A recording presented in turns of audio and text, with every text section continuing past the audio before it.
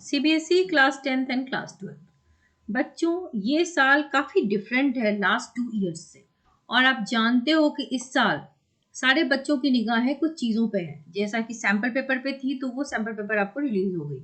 Sample paper जो है बच्चों, वो आपके लिए एक टेम्पलेट का काम करती है, जिसके अकॉर्डिंग आपको पता चल जाता है कि क्या क्वेश्चन आने वाला है, किस टाइप का क्वेश्चन आने वाला है, राइट। उस तरीके से वेटेज सिस्टम का आइडिया भी हमको लग जाता है। वेटेज सिस्टम से पता चलता है कि किस चैप्टर का कितना वेटेज है, उस हिसाब से हम उस चैप्टर पे ध्यान देंगे। सीबीएसई ने लास्ट 2 ईयर जो थे पैंडमिक के, उसको थोड़ा सा इजी रखा था, लेकिन इस साल सीबीएसई काफी स्ट्रिक्ट हो चला है। नंबर ऑफ क्वेश्चंस भी आपके बढ़ा दिए गए हैं।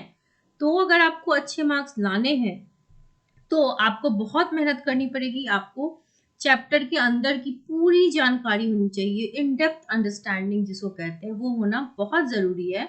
अदरवाइज आपको केस बेस्ड स्टडी में दिक्कत हो जाएगी। अब बात करते हैं क्लास 10th और क्लास 12th के पासिंग मार्क्स क्राइटेरिया की, राइट। तो बच्चों, आप क्लास 10th के अगर हो तो आप जानते हो कि आपकी थ्योरी 80 मार्क्स की इस बार होगी और इंटरनल असेसमेंट आपका 20 मार्क्स का होने वाला है, राइट। तो पहले क्या होता था ना कि 33% क्लास 10th वालों को इन टोटलिटी चाहिए थी, यानी कि इंटरनल और थ्योरी मिला के आपको 33% चाहिए। तो उसके अकॉर्डिंग थ्योरी में अगर आप 26.5 लाते हो, यानी कि आउट ऑफ 80, तो आप पास हो। और अगर आपका इंटरनल असेसमेंट 20 मार्क्स का है तो 6 to 7 उसमें लाना जरूरी है, यानी कि 33-34 के आसपास आपके मार्क्स होने चाहिए, तभी आप अच्छे एटलीस्ट पास हो जाओगे। अच्छे नंबर की बात नहीं है, पास हो जाओगे।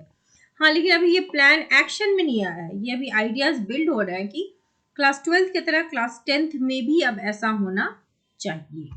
क्लास 12th की बात की जाए तो थ्योरी 70 मार्क्स की है और इंटरनल असेसमेंट 30 मार्क्स की है, यानी कि आपको कुल मिला के दोनों में 33% लाना जरूरी है, जो कि पहले भी हुआ करता था।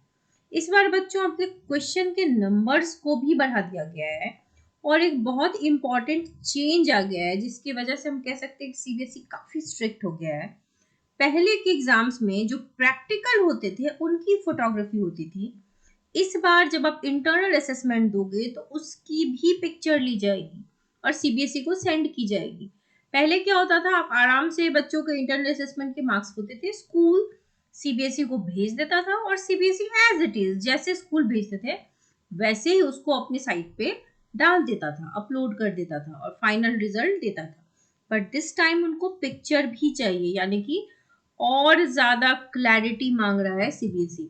तो बच्चों, भी आपके पास वक्त है, आप अच्छे से तैयारी करो, आप घबराओ नहीं, परेशान नहीं हो, आप अच्छा स्कोर कर सकते हो।